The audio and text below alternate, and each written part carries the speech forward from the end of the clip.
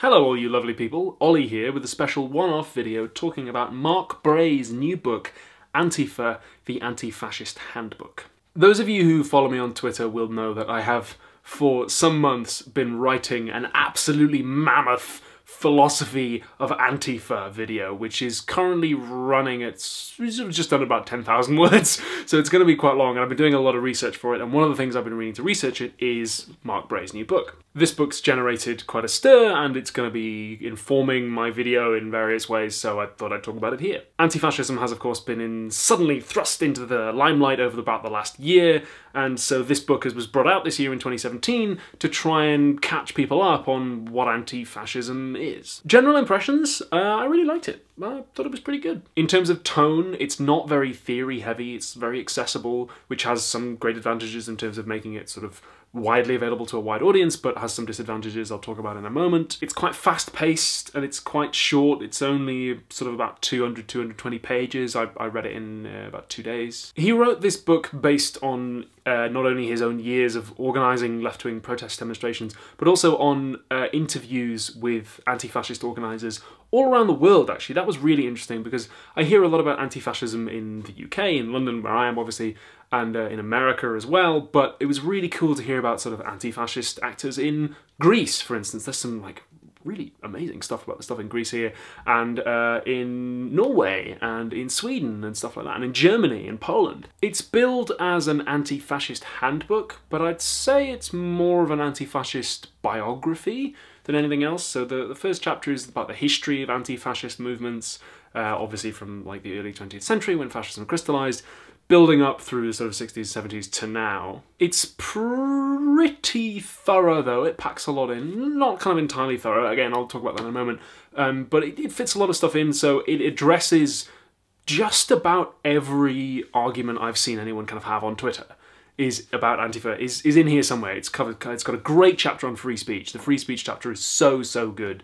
It's got a great one on like peaceful protest versus more confrontational tactics of protest. That's really cool. One thing I liked a lot about it is that it's very honest in the moments where it says you might disagree with this. It's very good at rather than saying this is always correct and this is always right, at just saying, look, if you think this, then I don't know what to tell you, buddy, except that not everyone agrees with you. There's a lot of points, obviously, when it's like, okay, people say this, but this is what the response would be, and this is what I, the author, think. But also there's points where it's like, this is what people say, and if you're one of the people saying that, then I'm like, don't really have anything for you. Not just in the sense that, you know, people are fascists who would obviously disagree with this book and the sort of ideology behind it, but also in the sense that there'd be people who are like certain strains of liberals who might have some of the arguments in here, and Mark Bray's like, yeah, like, if that's what you think, then I don't know what to tell you other than like my values are different. There were a couple of points where not necessarily where I disagreed, but where I was left wanting a little bit more. So for instance, contemporary fascism, as you may well know, leans hard on white supremacy. And so for my money, like understanding how white supremacy works and like what it is ideologically is an important part of sort of understanding fascism today. And so this video I'm doing is going to have a whole section of like, this is what white supremacy is and this is how it works and this is why it's wrong. And this book does have a conclusion on whiteness. It's sort of 10-15 pages on whiteness, the idea, and white supremacy, but it's quite quick. It's just the conclusion of the book, and it's like, this is what some authors have said about it, and here's a list of texts, and I basically kind of co-sign this.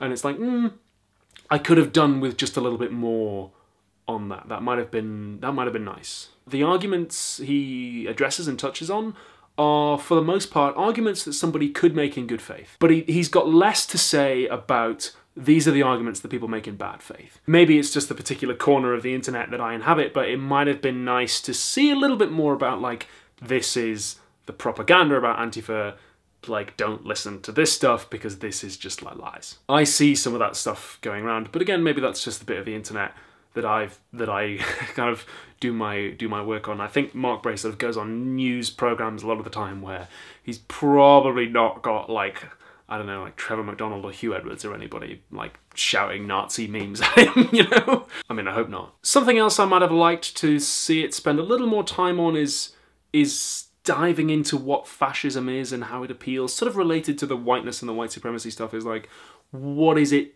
today because it starts with, this is what fascism is, but that's still quite quick. There's a quote from historian Robert Paxton, which is the same quote that's going to be in my video as well, but it doesn't quite delve into what that means off the page and in practice. It does have an important distinction in there, which I think is a cool one, between fascism and fascistic politics, which I think is quite a useful distinction to make, although, yeah, it might have just been nice to just spend a little more time on that and just dig a little bit deeper. I said earlier on it's more of an anti-fascist biography than an anti-fascist handbook, which is what it's billed as.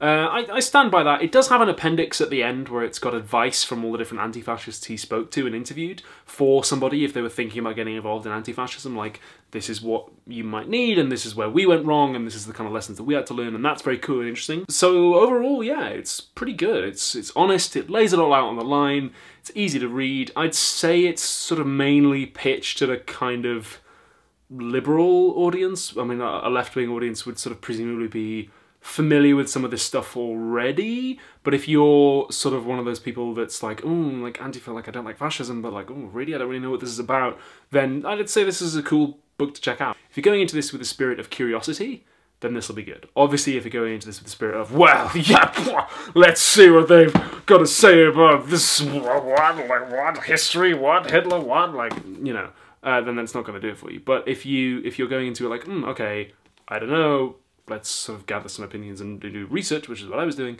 then I'd say it's a pretty good tool. I'll put a link in the description if you want to pick up a copy of it and check it out for yourself. Obviously, my Philosophy of Antifa video is hopefully going to be coming before the end of the year. Kind of, I'm almost finished writing it, and then I've got to film it, which is going to be a mammoth job, and then edit it, which is going to be an even more mammoth job. So that's coming soon to a video platform near you, and I will put money on the fact that it will be instantly demonetized by YouTube. YouTube will be like, you are not making any advertising money off this, because it's like controversial topics, which we're not allowed to put adverts on, so fair enough, YouTube. Thank you very much for watching. I will see you in whatever I make next. Bye!